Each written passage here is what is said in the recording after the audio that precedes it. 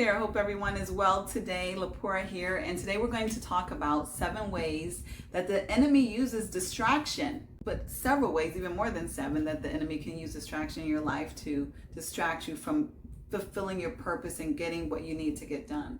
But we want to talk about those main ones, those underestimated weapons that the enemy uses against purpose-driven people like yourself.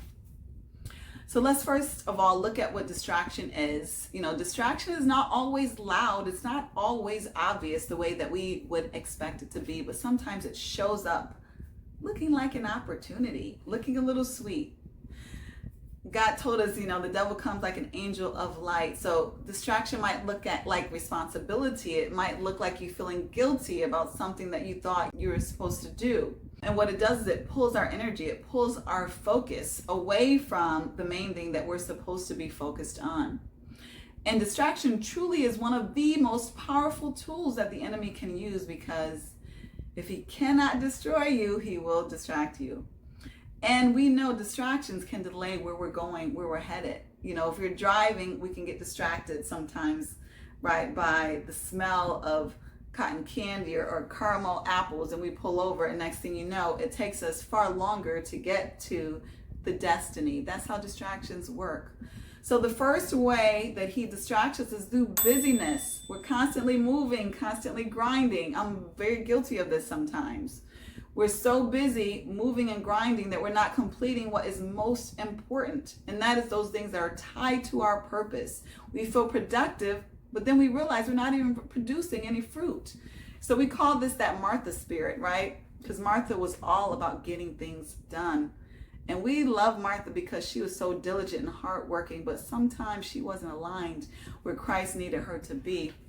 And that was a disadvantage for her. Secondly, distractions can be good opportunities. You've heard it, the opposite, the enemy of great is good. So we take on that good project. We take on that good money producing effort. But everything good is not God. And so the enemy will let us succeed at doing the wrong things so that we're not focusing on those right ones, those explosive, transformative ones that we were meant to do and that we were called for. Thirdly, we are distracted by emotional entanglement. So sometimes, whether it's a relationship or a friendship, it can constantly drain us, our mental energy, our spiritual energy. We are responding to the wrong things, being reactive, and it's taking us a while to recover from these experiences emotionally. So we're not fully present in our purpose. We might even be working on our purpose, but then we're emotionally distracted by ways that we are reacting to how someone may have hurt our feelings or broken our heart. And this blocks our clarity. Fourthly, we are distracted by comparison.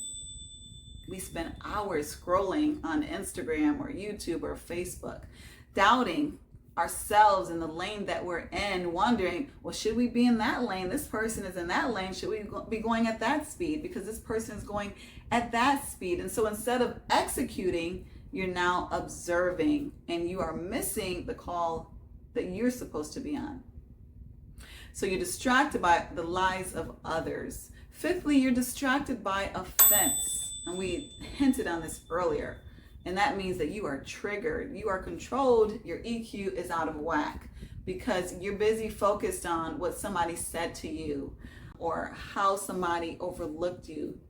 So while you were once focused on your assignment, now you're distracted by your feelings like a toddler. No, just joking. We all are distracted by our feelings in addition to toddlers, of course. But they can hijack us from doing some very adult, meaningful things. And sixthly, many of us are distracted by fear that looks like caution. So you might say, I'm just being wise, I'm not ready yet, I'm being cautious. But deep down, you're just afraid, right? You're just wearing a mask because you don't have the faith to move forward.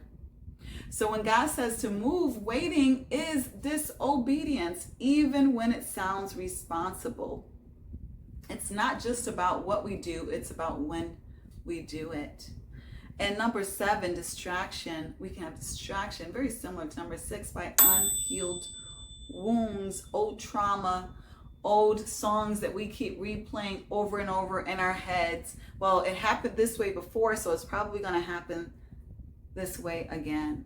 The enemy uses these old traumas, this unresolved pain, to keep replaying the past instead of helping us to step into the future. Whether it's an investment, you lost a lot of money, a relationship that left you in a bad place, or a person who wasn't a good steward of what you invested in them.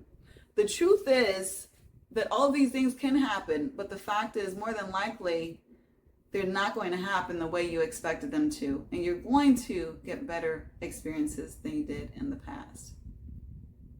So don't let the enemy steal your opportunities or your focus. Ask yourself, what has the enemy been stealing from you lately? What attention has been stolen? What is taking your energy from producing more fruit aligned with your purpose?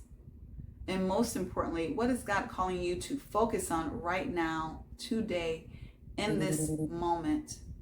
Clarity starts with a calling. You've got work to do, and heaven is waiting on your full attention so that you can make things happen in the spirit so that they can happen here on earth.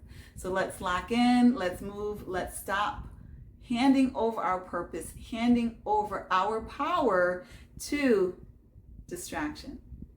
Let's go.